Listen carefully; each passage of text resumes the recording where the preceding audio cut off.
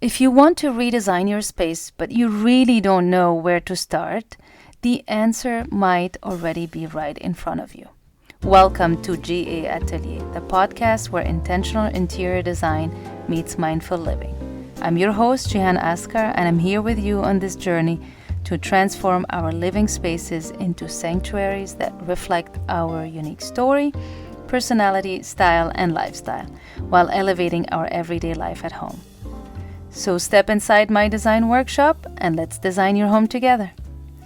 So in the last two episodes, I talked about decluttering and how I think it's an important first step before starting the design process. Once you've created space and cleared things out, physically and mentally, so that you can think of new ideas, new design, how do you want to use the space, how do you want to feel in the space, the next step after that was to define the intention for the space. So whether you want to try a new style, you want to cultivate a new feeling, you want to maybe try something new, what is the intention? So today I want to dive a bit deeper into one specific point I actually mentioned in the last episode about that intention setting, which is designing around something you love. Whether it's an object, a color, texture, or even just a feeling, what you love can be the perfect starting point when you're feeling stuck or just overwhelmed by all the choices. So sometimes when we start thinking about how to design or just refresh a space, we get overwhelmed by all, the endless possibilities, the styles, the trends, the furniture options, the colors, everything. So it's not surprising that it's sometimes difficult to make decisions. So when you're feeling really stuck, and that's what I do, an easy solution is something very simple, just focusing on what you already love. So the decluttering here comes in handy because you have removed the things that you don't love, that you don't use, that doesn't speak to you, especially in terms of furniture and decor, and you just kept what you love. So it could be a favorite piece of artwork, a beautiful vase, or even a specific texture, something even more abstract like the vibe, the feeling you want to create, something, that you want to cultivate in that space that maybe wasn't already there. And this is where the feeling part comes in. You've heard me talk about this a lot. What kind of feeling do you want to evoke in a specific space or in your home in general? So starting with what you love gives you that starting point. You can look at it and see, okay, I can understand why I love this. What does it evoke in me? And you're being guided by something that you already resonate with.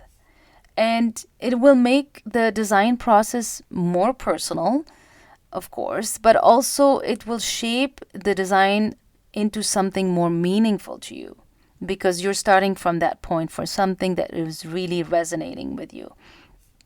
And I actually have a couple of personal examples. So for example, my red sofa, which is obviously a very unusual color choice for a sofa, even for me. When I chose it, I kind of surprised myself, but I really loved it.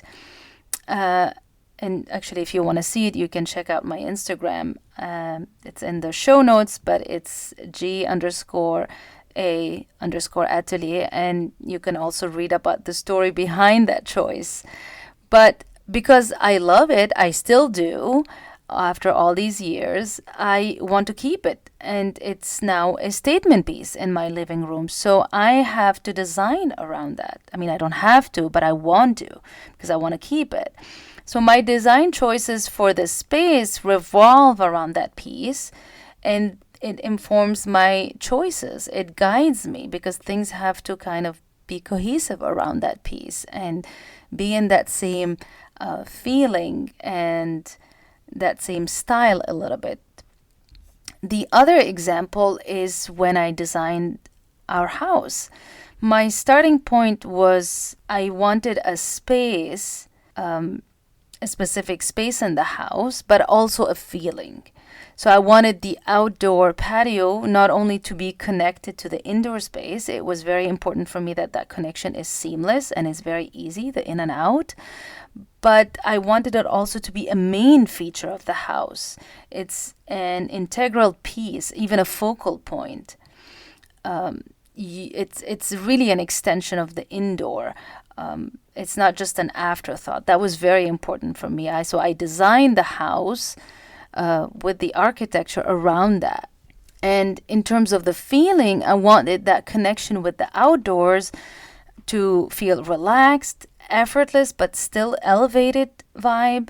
I wanted it to be a place to relax, to unwind. You can even gather with friends and entertain and have dinner outdoor, or even sit alone and contemplate and just, like I said, relax. So I envisioned that feeling. How do I want to feel in that space? And that was a guiding and starting point for me.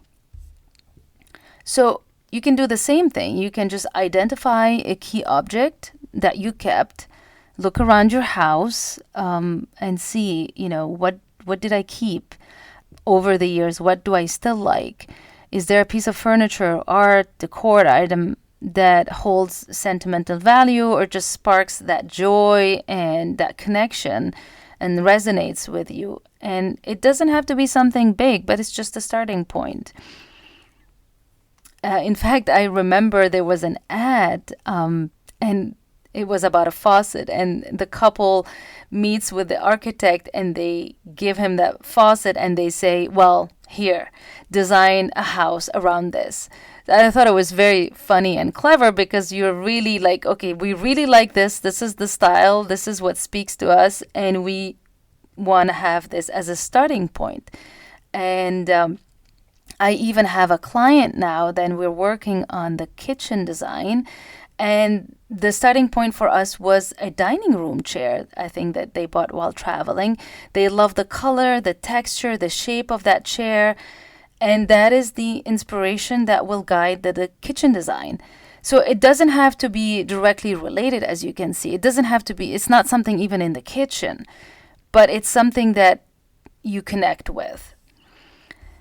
And you can also explore, a favorite color or a texture. So if you're not sure what object stands out to you, think about that instead. Maybe you're naturally drawn to specific colors and, again, specific textures. You can always see, do I like soft neutrals or maybe the richness of deeper colors? If you love the tactile quality of natural materials, for example, or, the smooth textures, just think about that. That could be also a starting point. Or you can start with a feeling, right? You can ask yourself, what do you want to feel in that space? If you want to feel energized or creative, you might lean into vibrant colors or patterns. Maybe you want to feel relaxed. It's a space for rest and rejuvenation. Maybe the colors are more muted. The furniture is softer. Just let that desired feeling guide your choices. And in fact, I have a quiz in the show notes if you want to give it a try. It's about defining your style, not just based on aesthetics, the style labels that we have, but also on how you want to feel in that space. And that could guide you into how do I start my design process and the choices that I want to make. So when you're designing around something you love, you're setting that intention in a more personal and meaningful way. It will guide that design process and make the space really uniquely yours. You are freeing yourself from the pressure of outside influences, trends, and styles. You just focus on what's right in front of you, what you've kept, what you love, and you think about it. And that's your starting point. And you're grounding your design in something that already brings you joy.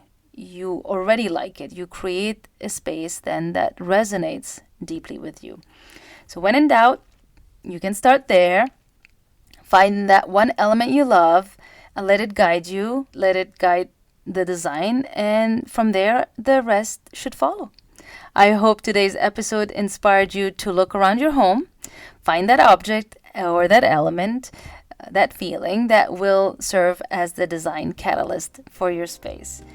So remember, you can always take that quiz in the show notes and check out my other resources as well. Thank you for joining my atelier. And if you enjoyed this episode, please consider leaving a review. It really helps a lot. It helps other people discover the show, or maybe just send it to a friend. And I'll see you in the next episode.